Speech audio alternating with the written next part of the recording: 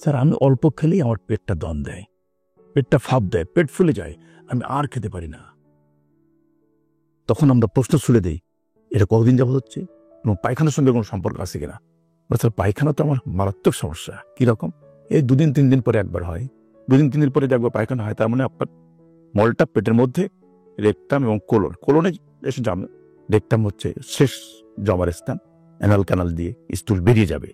এখন যদি আপনার এই পেটটা পরিষ্কার না হয়, এই স্টুল যদি পেটে জমা থাকে, তাহলে কিন্তু আপনার খিদে লাগবে না। আপনি একটু ভালো খেয়াল করে দেখবেন, যখন আপনার পেট ঝেড়ে পায়খানা হয়, মানে তৃপ্তি সহকারে পায়খানা দিয়ে করতে পারেন আপনি, তাহলে দেখবেন আপনার পেট খালি হয়ে গেছে, খিদে লাগবে।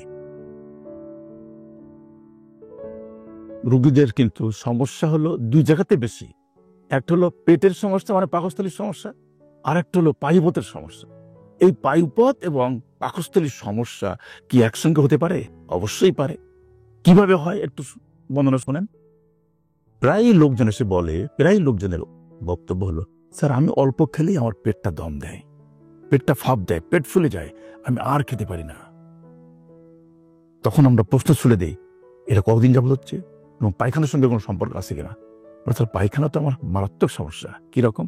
এই 2-3 দিন পরে একবার হয়, 2-3 দিন পরে একবার পায়খানা হয়। তার মানে আপনার মলটা পেটের মধ্যে রেকটাম এবং কোলনে এসে জমে।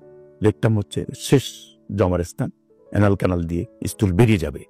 এখন যদি আপনার এই পেটটা পরিষ্কার না হয়, এই স্টুল যদি পেটে জমা থাকে, তাহলে কিন্তু আপনার খিদে লাগবে না। আপনি একটু ভালো খেয়াল করে দেখবেন, যখন আপনার পেট ঝেড়ে পায়খানা হয়, মানে তৃপ্তি সহকারে পায়খানা দিয়ে করতে পারেন আপনি, তাহলে দেখবেন আপনার পেট খালি হয়ে গেছে, খিদে লাগবে। আর যদি পেট ঝেড়ে পেট খালি করে, পেট ক্লিয়ার করে, পরিষ্কার করে পায়খানাটা না হয়, তাহলে আপনার এই খাওয়ায় অরুচি চলে আসবে, খাইতে পারবেন না, পেট ফাঁপ দেবে এবং আপনার নানা রকম আরো উপসর্গ দেখা দেবে, যেমন ক্ষুধামন্দা, বুক জ্বলবে, টক ঢেকুর উঠবে, মুক্তিত হয়ে যাবে। এগুলো কিন্তু এই পায়খানার কারণে, এই পায়ুপথের সমস্যা কারণেই কিন্তু পাকস্থলীর সমস্যা।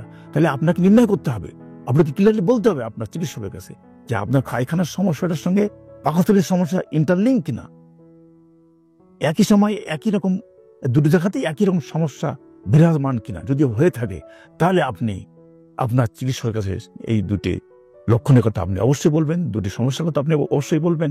তা নাহলে কিন্তু আপনাদের চিকিৎসক শুধু পাকস্থলীর চিকিৎসা করতেই থাকে, পায়ুপথের কথা জিজ্ঞাসা করলোই না, তখন তো কিন্তু আপনার পাকস্থলীর সমস্যা ভালো হবে না, কোনো অবস্থাতেই ভালো হবে না। পেট ভালো যার দুনিয়া ভালো তার, একটা প্রবাদ আছে। এখন আপনি পেট ভরে খেতে পাচ্ছেন না, অল্প খেয়ে দৌড় দিচ্ছেন, সুস্বাদু খাবার টেবিলে ভরপুর, কিন্তু আপনার মন বসছে না, খাইতে ইচ্ছে করছে না। কারণ তো একটাই, পায়খানা রেগুলার করছেন না।